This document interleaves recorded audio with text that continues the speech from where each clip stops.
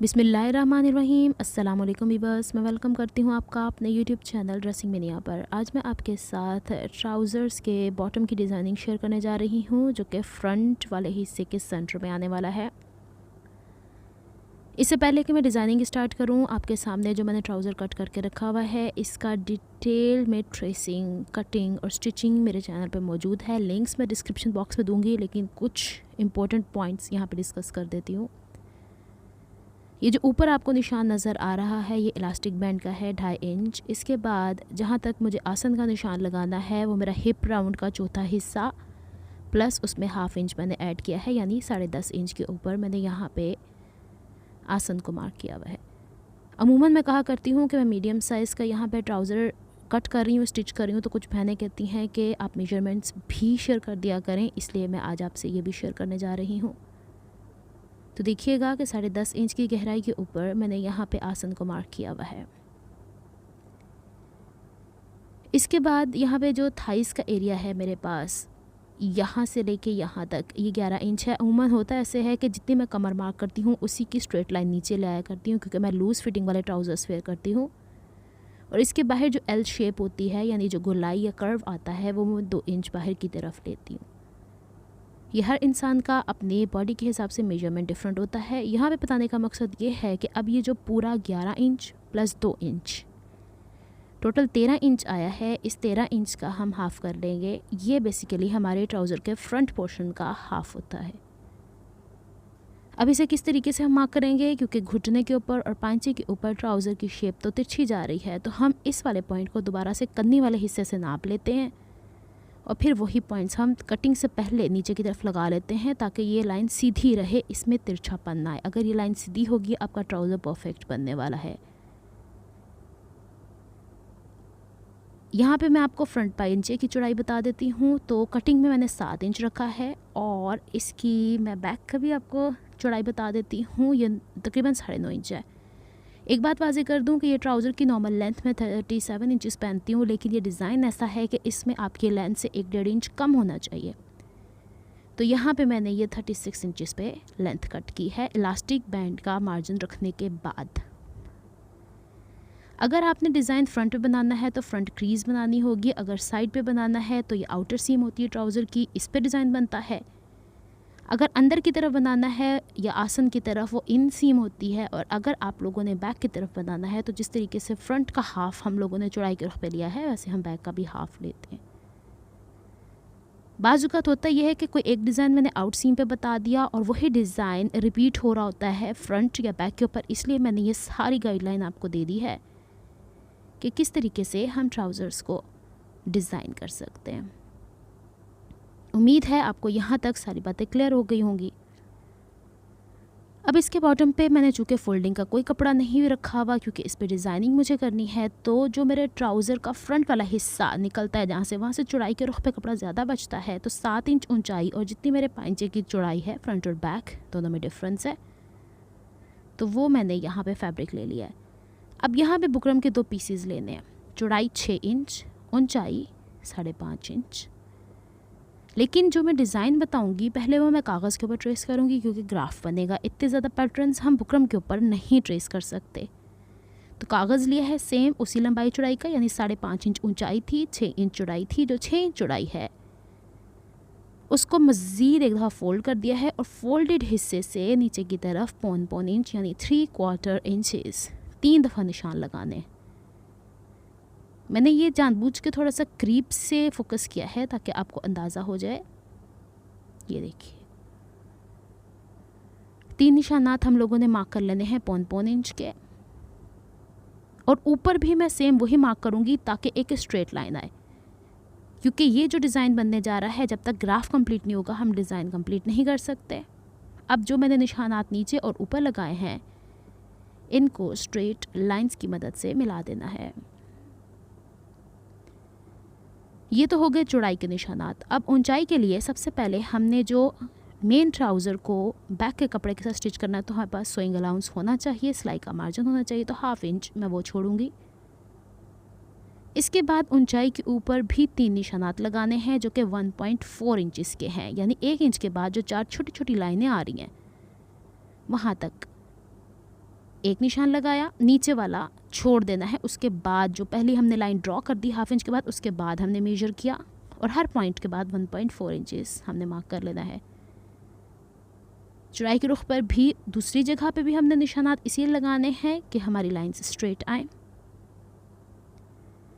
अब इन लाइंस को आपस में मिला देना है। अगर हम ग्राफ के थ्रू ये काम करेंगे तो हमारा पैटर्न सिमेट्रिकल आएगा। हाथ के अगर हम लोग जस्ट ट्रेसिंग कर लेंगे तो हो सकता है कोई स्कैलप बड़ा है, कोई छोटा है। ऊपर वाला ये हिस्सा फ़िलहाल हम छोड़ेंगे। 3 जो ये आपको बॉक्सेस लंबे लंबे वाले नज़र आ रहे हैं, इसमें काम करेंगे। जो फोल्डेड हिस्सा है उसमें कर्व इस तरीके से बनाना है। इसके दूसरे वाले में इस तरीके से कर्व बनाना है और तीसरे वाले में यानी पहले वाले के पहले वाले में कर्व बनाना है, दूसरे रो के दूसरे बॉक्स में कर्व बनाना है और तीसरी रो के तीसरे बॉक्स में कर्व बनाना है। अब मैं आपको हाईलाइट करके बता देती हूँ। हमारा पैटर्न होगा ये वाला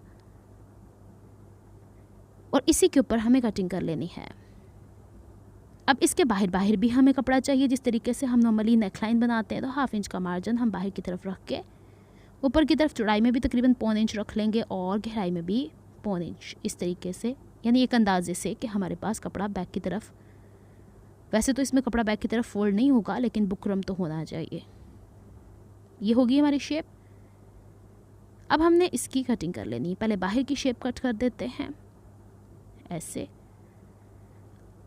अब अंदर की शेप हमें, जो मैंने आपको हाईलाइट करके बताई थी गोलाइयाँ, ये दूसरी शेप ये वाली और तीसरी शेप हम लोग इस वाली को कट कर देंगे। अब जहाँ पे ये तीसरा बॉक्स एंड हुआ है और नीचे की तरफ लाइन जा रही है, वहाँ तक कट करने के बाद स्ट्रेट नीचे की तरफ आ जाना है। ये देख लीजिए ऐसे। लीजिए हमारा पैटर्न तैयार हो गया है। अब यही पैटर्न लेने के बाद हम लोगों ने बुकरम तो पहले ही रखी हुई है, उसके ऊपर ट्रेस कर लेंगे पेंसिल की मदद से। ये देखिए। अब इसके दोनों पीस, चूँकि मैं दोनों पाइंचों के कट कर रही हूँ तो इसका जुड़ा हुआ हिस्सा मैं नीचे रख रही हूँ ताकि खिसके नहीं। और जो सेंटर पीस कागज़ का हमने कट किया हुआ है उसको पहले ट्रेस कर लेंगे और फिर जो इसके बाहर वाला हिस्सा निकला है उसको इसके ऊपर प्लेस करके बाहर वाले एजेस ट्रेस कर लेंगे इस तरीके से, ताकि किसी किस्म की गलती की कोई गुंजाइश ही ना रहे। और ये नीचे वाला हिस्सा रह गया था, इसको भी मैं स्ट्रेट कर देती हूँ इस तरीके से। अब इसको हम कट कर देंगे इसी तरीके से। जो शेप बनी हुई है, 2 पीसेज हैं, सेंटर से कट कर देते हैं। एक हमारी राइट लेग के लिए होगा, एक लेफ़्ट लेग के लिए होगा। इसको भी सेपरेट कर लेते हैं सेंटर पीसेस को। और अब हमने इसको ट्राउज़र का ये जो हमने सेंटर करके रखा था फ्रंट, ये वैसे ही जैसे मैंने कट किया हुआ है, यानी उल्टे हिस्से ऊपर और नीचे की तरफ हैं और इसके दोनों सीधे साइड अंदर की तरफ हैं। इसको मैं इसके ऊपर सेंटर से सेंटर मैच करके पेस्ट कर दूंगी। अब ये देखिए सेंटर से सेंटर करके पेस्ट कर दिया। अब मैंने फ्रंट और बैक के लेग पीसेस का जो हिसाब किताब होता है उसको मैंने सिलाई लगा दी। सिलाई का मार्जिन दाएं बाएं शिफ्ट कर दिया। नीचे से आपको वी शेप नज़र आ रहा है, ये ट्राउज़र की पहचान है क्योंकि ट्राउज़र ऊपर से तिरछा नीचे की तरफ कट के आता है।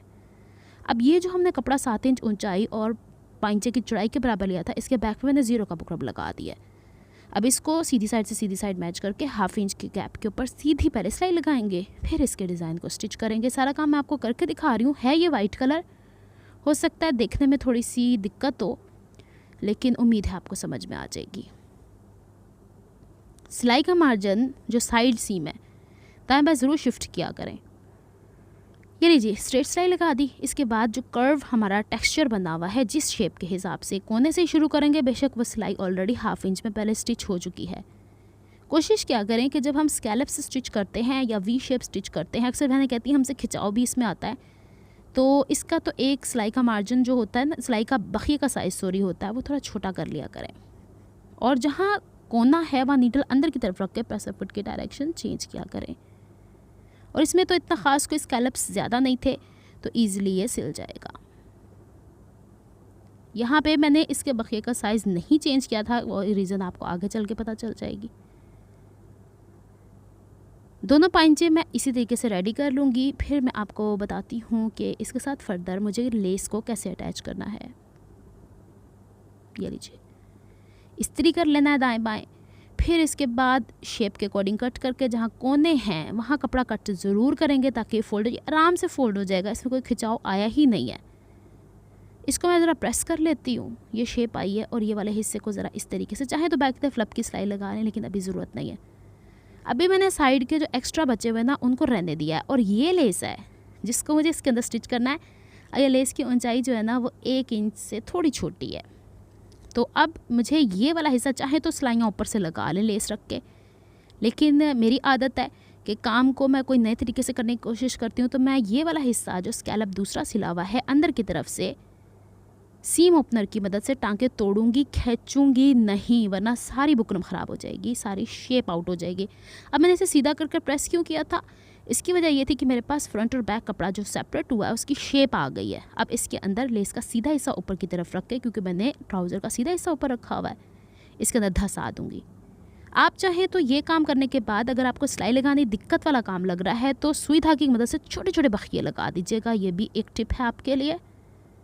ज़रूरी नहीं है कि जो काम मैंने आपको करके दिखाया वो ही होगा, उसके अलावा काम नहीं होगा। आपको इस तरीके से मैंने एप्लिक का काम बारीक बारीक स्टिचेस के साथ बताया है, वो काम आप यहाँ पे भी कर सकते हैं, हिडन टांके लगा सकते हैं।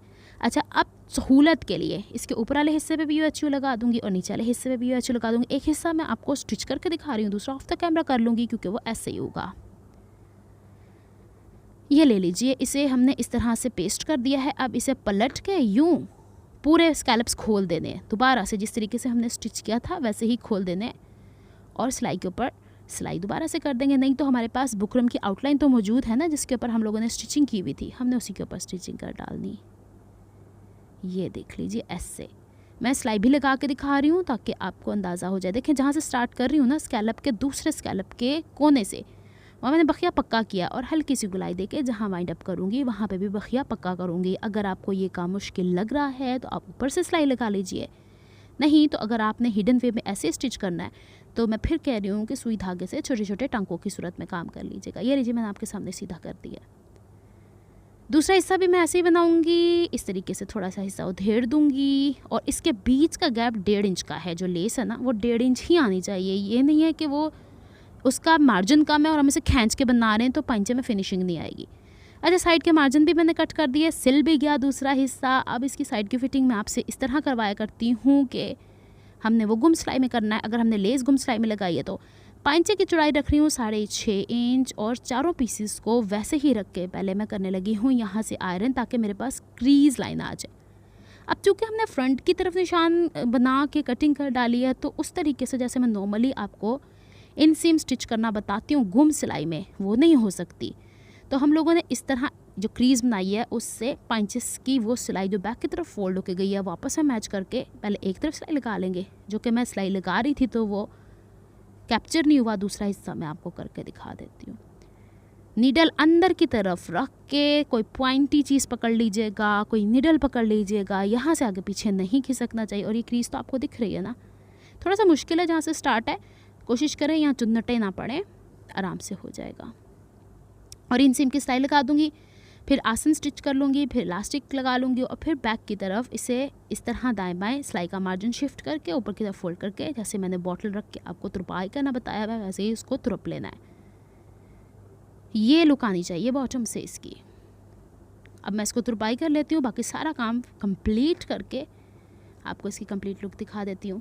तो जनाब, ये है कंप्लीट लुक इस ट्राउज़र की। इसकी आयरनिंग भी ऐसी ही होगी, अंदर से भी देख लें, इनसीम भी देख लें, कहीं से भी मैंने कोई ऐसा ऑप्शन ही नहीं छोड़ा कि धागा बाहर निकल के आए या लेस बाहर की तरफ निकल के आए। मैं ऊपर से भी आपको ज़रा दिखा देती हूँ। फ्रंट की तरफ से ये हाई एंड लो जिस तरीके का ट्राउज़र है वही है। अच्छा, जो इसका हम लोगों ने एक्स्ट्रा मार्जिन लिया हुआ होता है ना बैक की तरफ, वो साइड की तरफ जाएगा ऐसे। आपको देखने को तो फ़िलहाल लग रहा होगा, मैंने ऊपर पूरी इलास्टिक लगा दिया बेल्ट वाला, मैंने कोई इसमें कॉन्सेप्ट नहीं रखा हुआ। बैक हाई है, फ्रंट लो है। अच्छा, मैं आपको ये बता रही थी कि लगेगा आपको कि थोड़ा सा आउट है, नहीं, ट्राउज़र में ऐसी ही शेप आती है। उम्मीद है आपको ये पसंद आया होगा। मिलती हूँ नेक्स्ट किसी वीडियो में किसी नए प्रोजेक्ट आइडिया के साथ। तब तक के लिए अल्लाह हाफ़िज़।